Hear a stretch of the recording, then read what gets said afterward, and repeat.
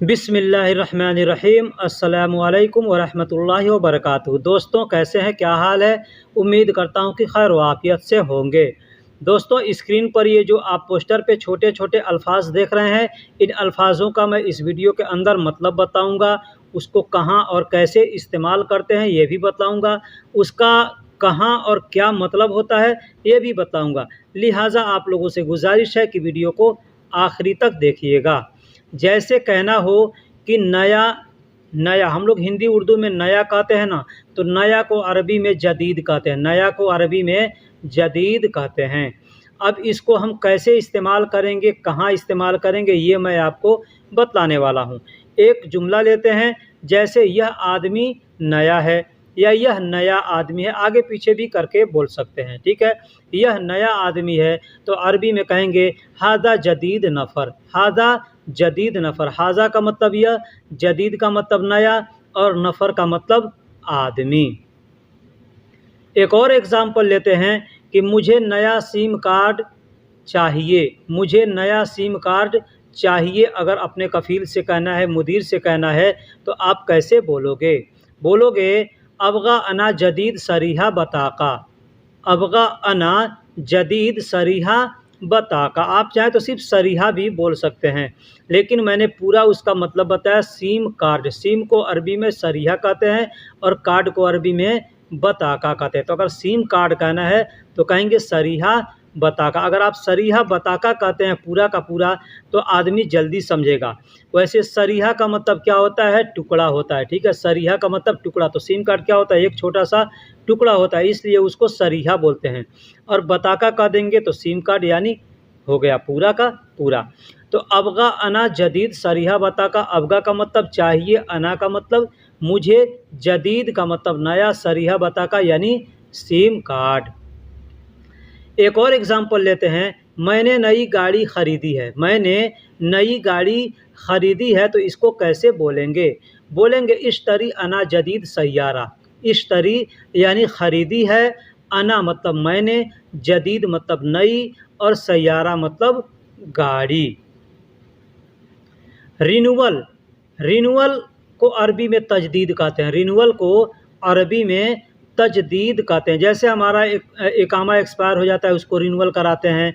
Driving licence expire हो जाता है, रिन्यूअल कराते हैं। पासपोर्ट एक्सपायर हो जाता है, उसे रिन्यूअल कराते हैं। तो उस रिन्यूअल को अरबी में तजदीद कहते हैं। एक एग्ज़ाम्पल लेते हैं, मेरा लाइसेंस रिन्यूअल कराना है। अब कोई भी लाइसेंस हो, दुकान का हो, घर का, दुकान का हो, गाड़ी का हो, ड्राइविंग का हो, कोई भी लाइसेंस हो, तो लाइसेंस को अरबी में रुख्सा कहते हैं।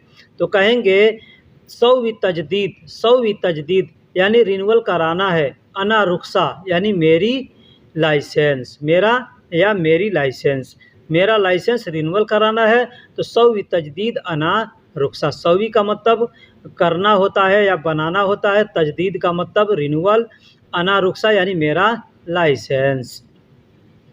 एक और एग्जाम्पल लेते हैं, इस दीवार को दोबारा बना दो। इस दीवार को दोबारा बना दो। कोई दीवार है, टूट गया है, गिर गया है, उसको दोबारा बनाना है उसी जगह पे, तो उसको कहते हैं रिन्यूअल, ठीक है। अरबी में उसको कहेंगे तजदीद। तो अगर कहना हो इस दीवार को दोबारा बना दो, तो कहेंगे सौवी तजदीद हादा जदार। सौवी तजदीद हादा जदार। सौवी तजदीद यानी इसको रिन्यूअल कर दो, यानी दोबारा बना दो। हादा जदार, जदार का मतलब दीवार होता है, हाजा का मतलब यह, ठीक, या इस। तो इस दीवार को दोबारा बना दो या यह दीवार को दोबारा बना दो, बात सेम सेम है। एक और एग्जाम्पल लेते हैं, मेरा इकामा रिन्यूअल कराना ज़रूरी है। मेरा इकामा रिन्यूअल कराना ज़रूरी है। तो अपने कफ़ील से कैसे बोलेंगे? बोलेंगे इकामती लाजिम सौवी तजदीद। इकामती यानी मेरा इकामा, लाजिम मतलब ज़रूरी है, सौवी तजदीद यानी रिन्यूअल कराना, रिन्यूअल कराना। मेरा इकामा रिन्यूअल कराना ज़रूरी है, तो कह सकते हैं इकामती लाजिम सौवी तजदीद। सामने, सामने को अरबी में गिद्दाम कहते हैं। अब सामने मतलब आगे हो सकता है, आगे। जैसे मैं बैठा हूँ तो मेरे सामने क्या है? मेरा मोबाइल है जिसमें मैं वीडियो बना रहा हूँ। तो इसको क्या कहेंगे? गिद्दाम। सामने को, आगे को अरबी में कहते हैं गिद्दाम। जैसे एक एग्जाम्पल ले लेते हैं, मेरे घर के सामने एक दुकान है। मेरे घर के सामने एक दुकान है, तो अरबी में कहेंगे वाहिद बकाला मौजूद मंजिली गिद्दाम। वाहिद बकाला यानी एक दुकान। अब कोई भी दुकान होगा तो आप उसको बोल सकते हो, मैंने यहाँ पे सिर्फ बकाला का इस्तेमाल किया है। अब जो दुकान होगा, जिस चीज़ का दुकान होगा, वो आप बोल सकते हैं अगर आपके सामने है तो कहेंगे वाहिद बकाला यानी एक दुकान, मौजूद यानी मौजूद है, मंजिली मतलब मेरे घर के, ठीक है, और गिद्दाम यानी सामने। गिद्दाम यानी सामने, मेरे घर के सामने एक दुकान मौजूद है, तो वाहिद बकाला मौजूद मंजिली गिद्दाम। अब मंजिली की जगह पे आप चाहें तो बेती का इस्तेमाल भी कर सकते हैं। बेत का मतलब घर, बेती का मतलब मेरा घर, मंजिल का मतलब घर, और मंजिली का मतलब मेरा घर। एक और एग्जाम्पल लेते हैं, तुम कहाँ देख रहे हो? सामने देखो। जैसे हम गाड़ी चलाते हैं, हमारे साथ में कफील कोई आदमी बैठा है, तो कह सकता है तुम कहाँ देख रहे हो? बहुत से लोग हैं गाड़ी चलाते वक्त में मोबाइल का यूज करते हैं, तो आदमी बोल सकता है ना, तुम कहाँ देख रहे हो? सामने देखो। तो कहेगा आदमी वैन सूफ अंत, वैन सूफ, वैन सूफ। सिर्फ चाहे तो वैन सूफ भी बोल सकता है, वैन सूफ कहाँ देख रहे हो, या वैन सूफ अंत तुम कहाँ देख रहे हो। सूफ गिद्दाम, सूफ गिद्दाम यानी सामने देखो, सूफ गिद्दाम यानी सामने देखो। वैन सूफ अंत यानी तुम कहाँ देख रहे हो, सूफ गिद्दाम यानी सामने देखो। एक और एग्जाम्पल लेते हैं, मैं तुम्हारे घर के सामने खड़ा हूँ। अगर किसी आदमी को हम फ़ोन करते हैं तो आदमी कहता है कहाँ हो, तो हम कह सकते हैं मैं तुम्हारे घर के सामने खड़ा हूँ, मैं तुम्हारे दुकान के सामने खड़ा हूँ, मैं तुम्हारे एक किसी भी जगह का आप नाम बता सकते हैं, ठीक है। तो एग्ज़ाम्पल है कि मैं तुम्हारे घर के सामने खड़ा हूँ, तो इसको बोलेंगे अना वक़्फ़ गिद्दाम अंत मंजिलिक। अना वक़्फ़ मतलब मैं खड़ा हूँ या मैं रुका हूँ, ठीक है। गिद्दाम यानी सामने, अंत मंजिलिक यानी तुम्हारे घर। देखिए मंजिली बोलेंगे तो मेरा घर, मंजिलिक बोलेंगे तो तुम्हारा घर। अब मंजिल का मतलब घर होता है, आखिरी में अगर ई का इस्तेमाल करेंगे तो मंजिली यानी मेरा घर, और अगर क का इस्तेमाल करेंगे मंजिलिक तो तुम्हारा घर, ठीक है।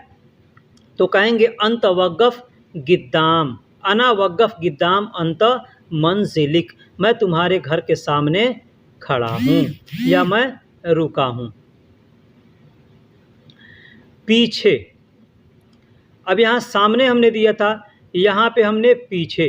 पीछे को अरबी में क्या कहते हैं? पीछे को अरबी में वारा कहते हैं या खल्फ कहते हैं। खल्फ भी कहते हैं और पीछे भी, और वारा भी कहते हैं। वैसे खल्फ का मतलब क्या होता है? पीठ होता है। तो पीठ किधर होता है? पीछे होता है।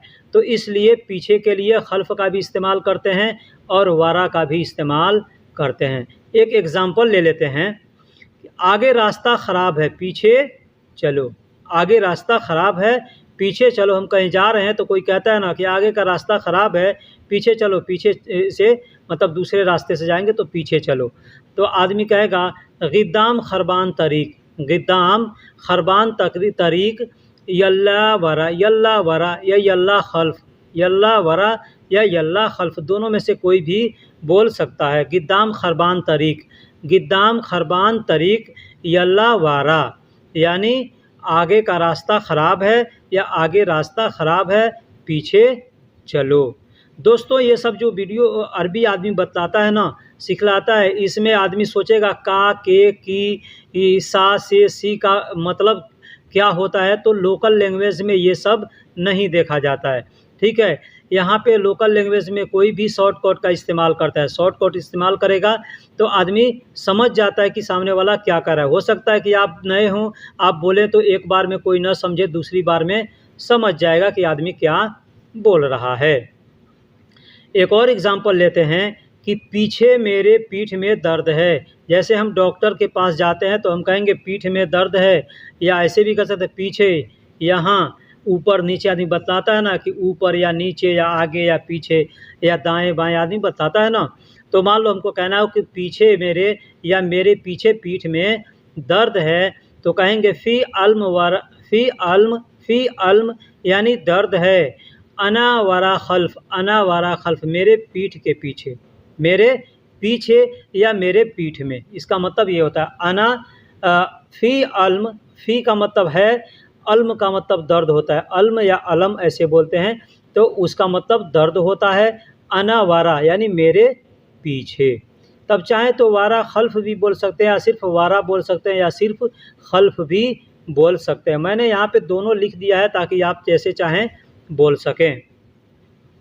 एक और एग्जाम्पल है, पीछे देखो गाड़ी खड़ी है। आदमी कहीं गाड़ी घुमा रहा है ना, आगे पीछे कर रहा है, बैक कर रहा है, या आगे ले जा रहा है, पीछे ला रहा है, या गाड़ी घुमा रहा है, तो कोई साथ में बैठा तो आदमी कहता है पीछे देखो गाड़ी खड़ी है, ठोक मत देना।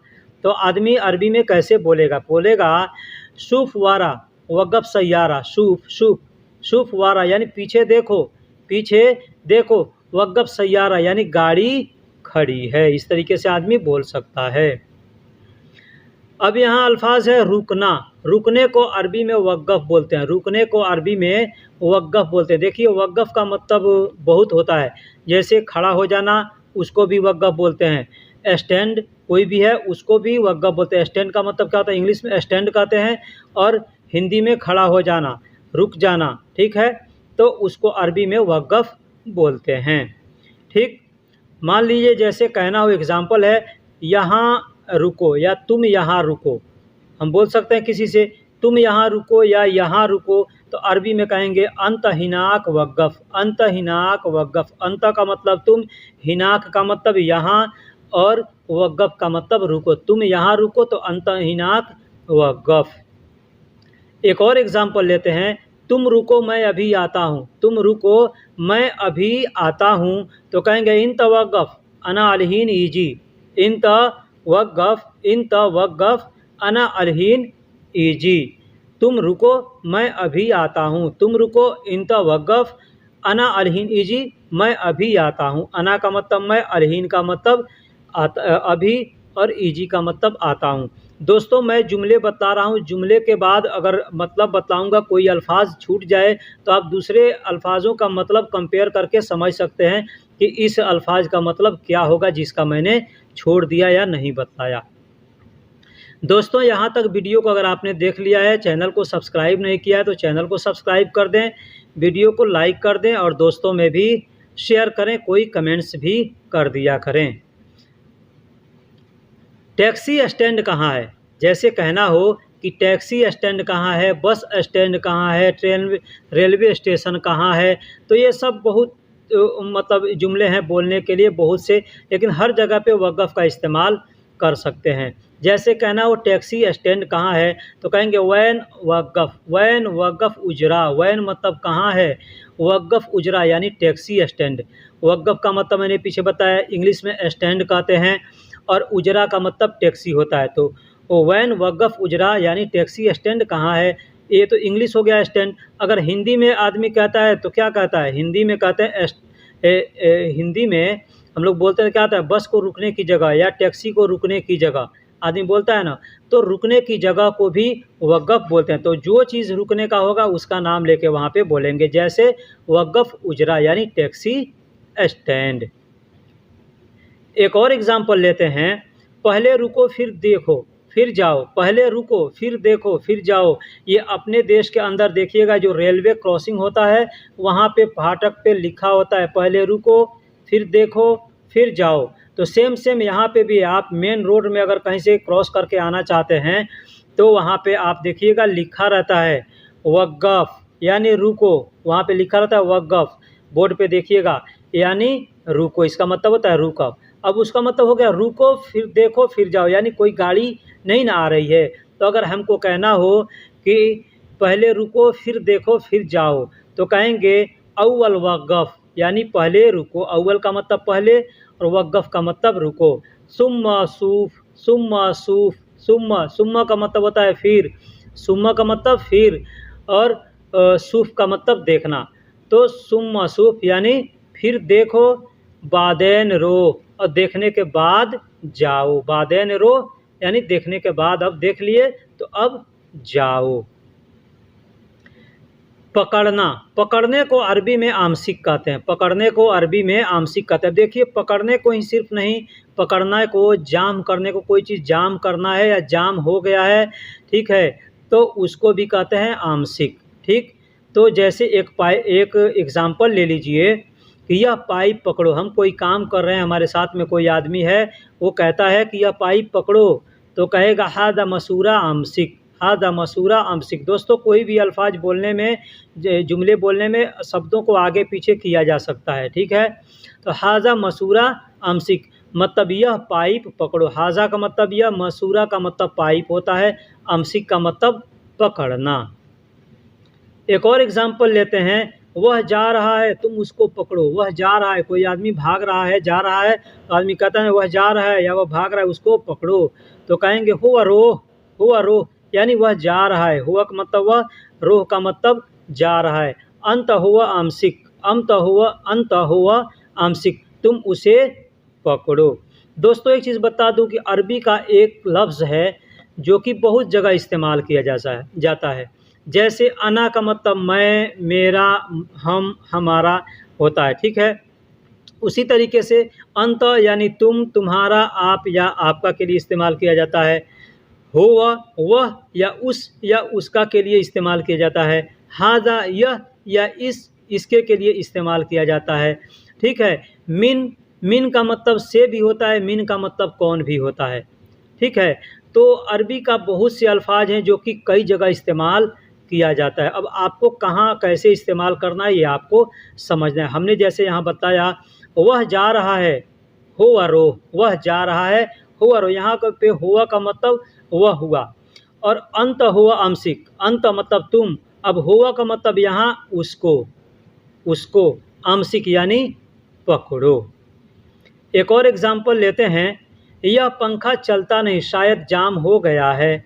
कोई पंखा है, चल नहीं रहा है, जाम हो गया है, नाच नहीं रहा है, और अपने कफील से बोलना है या मिस्त्री से, किसी मैकेनिक से बोलना है, तो कह सकते हैं यह पंखा चलता नहीं, शायद जाम हो गया, या चल नहीं रहा है, शायद जाम हो गया है। तो कहेंगे हादा मरवाह माफ़ी शुगुल। हादा मरवाह मतलब यह पंखा, हाजा का मतलब यह, मरवाह का मतलब पंखा, माफ़ी शुगुल यानी काम नहीं करता है, चलता नहीं है। मुमकिन आंशिक, मुमकिन यानी शायद, आंशिक यानी जाम हो गया है। एक और एग्जाम्पल लेते हैं, तुम इसे छोड़ दो मैं अकेले कर लूँगा। तुम इसे छोड़ दो मैं अकेले कर लूँगा। अब देखिए, यहाँ पे मैंने एक अल्फाज यहाँ पे क्या दिए, तुम यह इसे छोड़ दो मतलब मत पकड़ो। यहाँ पे आंशिक मैंने इसमें इस्तेमाल नहीं किया है, ठीक है, लेकिन मैं यहाँ पे आपको बता दे रहा हूँ, ठीक है। तुम इसे छोड़ दो, जैसे कोई काम करें तो हमारे साथ वाला आदमी कहता है तुम छोड़ दो मैं कर लूँगा, तुम छोड़ दो मैं कर लूँगा, तो कहेगा इंतहा दखल्ली अना वाहिद सौवी, इंतहा दखल्ली, तुम इसे छोड़ दो। इंता मतलब तुम, हाजा का मतलब इसे। अब देखिए, हाजा का मतलब यह या इस या इसे यहाँ पे आ गया, ठीक है। इसे खल्ली यानी छोड़ दो, खल्ली का मतलब होता है छोड़ दो, जाने दो, रहने दो, कई जगह इस्तेमाल करते हैं। अना वाहिद सौवी, अना वाहिद, अना मतलब मैं, वाहिद मतलब अकेला या अकेले या एक। देखिए, अब यहाँ वाहिद का मतलब क्या होता है, एक होता है। अकेला है तो भी कहेंगे वाहिद, अकेले हैं तो भी कहेंगे वाहिद। सौवी का मतलब करना होता है, यानी कर लूँगा। सौवी का को भी कई जगह इस्तेमाल करते हैं, करना या बनाना या हो जाएगा, हो गया, तो भी आदमी कई जगह इस्तेमाल करता है। अब यहाँ पे पकड़ना या छोड़ना, दोनों यहाँ पे एक साथ मैं आपको बता रहा हूँ, ठीक है। पकड़ना या छोड़ना, तो कहेंगे इसे पकड़ने से क्या फ़ायदा, इसे जाने दो।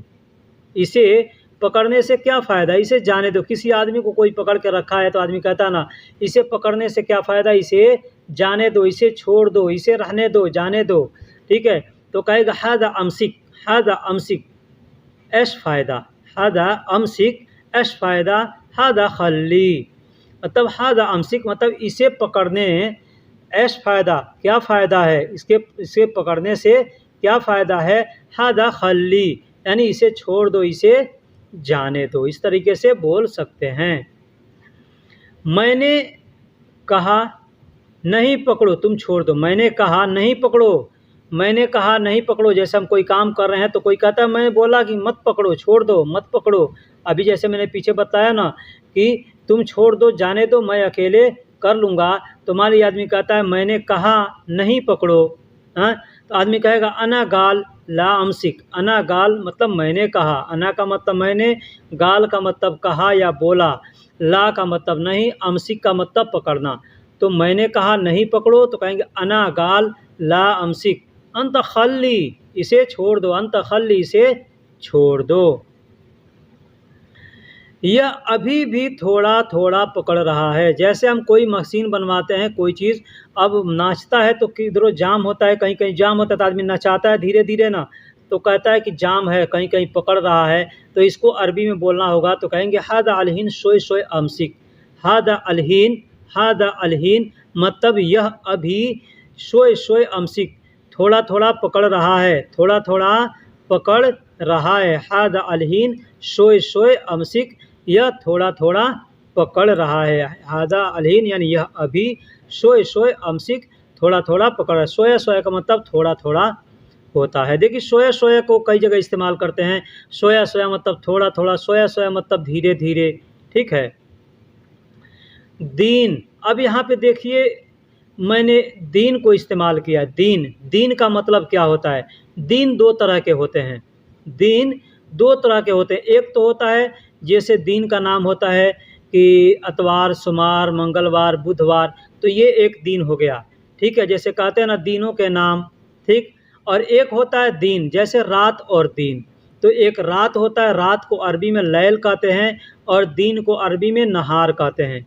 और ये जो अतवार सोमवार है, इस दिन को अरबी में यौम कहते हैं। तो ये दोनों को मैं एक साथ साथ आपको समझाने का, बताने का कोशिश करूँगा।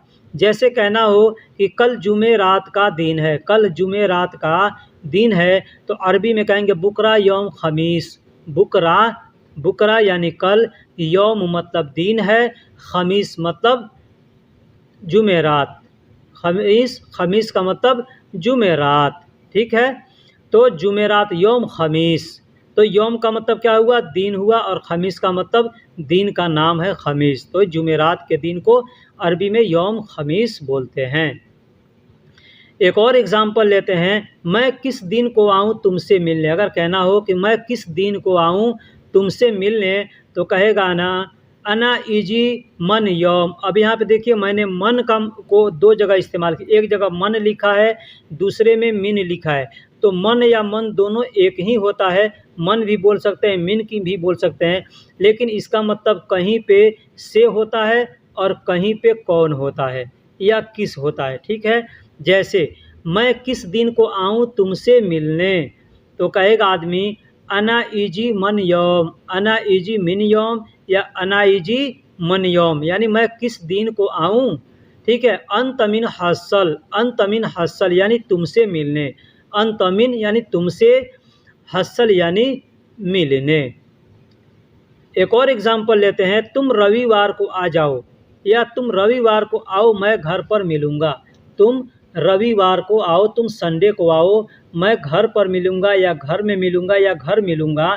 आदमी कहता है ना, तो अरबी में कहेंगे अंत ईजी यौम अहद, अंत ईजी यौम अहद अना हसल बेत। अंत ईजी यानी तुम आओ, यौम अहद यानी संडे को, रविवार को, अना हसल बेत मैं घर मिलूँगा। क्या? मैं घर मिलूँगा। अब जहाँ मिलना है, घर पे मिलना है, दुकान पे मिलना है, पार्क में मिलना है, जहाँ मिलना है वहाँ के लिए आप बोल सकते हैं। एक और एग्जाम्पल लेते हैं, लेकिन तुम दिन में आना, रात में नहीं आना।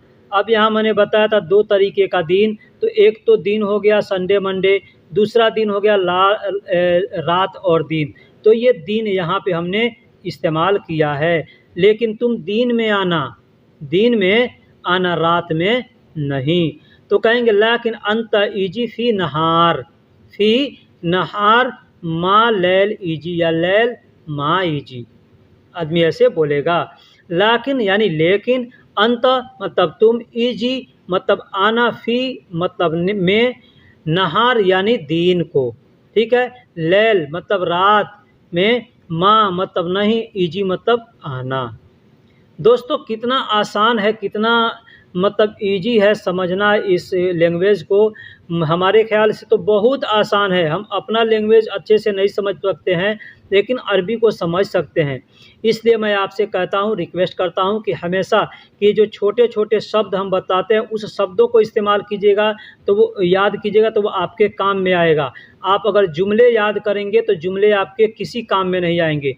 जुमले तो बस समझाने के लिए बताया जाता है ताकि समझ में आए कि इस शब्द को हम कहाँ कैसे इस्तेमाल कर सकते हैं।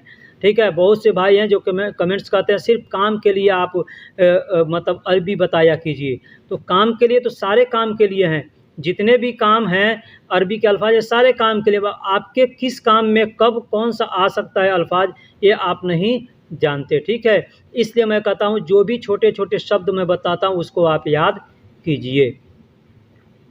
एक और एग्ज़ाम्पल लेते हैं, मैं सिर्फ़ दिन में काम करता हूँ, मैं सिर्फ़ दिन में काम करता हूँ, तो कहेंगे अना सौवी शुगुल फ़क़्त नहार, अना सौवी शुगुल फ़क़्त नहार। यानी अना का मतलब मैं, सौवी का मतलब करता हूँ, शुगुल मतलब काम, और फ़क़्त का मतलब सिर्फ़ होता है, बस होता है, नहार यानी दिन में। ठीक? तो दोस्तों मैंने इसके पहले 2 दिन के बारे में बताया था, एक यौम और दूसरा नहार। यहाँ पे तीसरा दिन मैं बता रहा हूँ, ये दिन क्या है? हमारा मज़हब। हमारा मज़हब भी एक दिन है, ठीक है? उसको अरबी में दिन कहते हैं, हिंदी उर्दू में मज़हब कहते हैं। जैसे एग्ज़ाम्पल ले लीजिए कि कहना हो कि तुम्हारा मज़हब क्या है? तुम्हारा मज़हब क्या है? तो अरबी में कहेंगे मा दीनो का, मा दीनों का, यानी तुम्हारा मज़हब क्या है। अब देखिए माँ का मतलब आपने अब तक नहीं सुना था कि नहीं, माँ का मतलब नहीं होता है, लेकिन माँ का मतलब क्या भी होता है, क्या के लिए भी माँ को इस्तेमाल किया जाता है। यहाँ पे आप देख लीजिए, माँ मतलब क्या, दीनों का यानी तुम्हारा दीन है। तो तुम्हारा दीन क्या है? तो अरबी में कहेंगे माँ दीनों का। एक और एग्ज़ाम्पल लेते हैं, कहेंगे मेरा मज़हब इस्लाम है।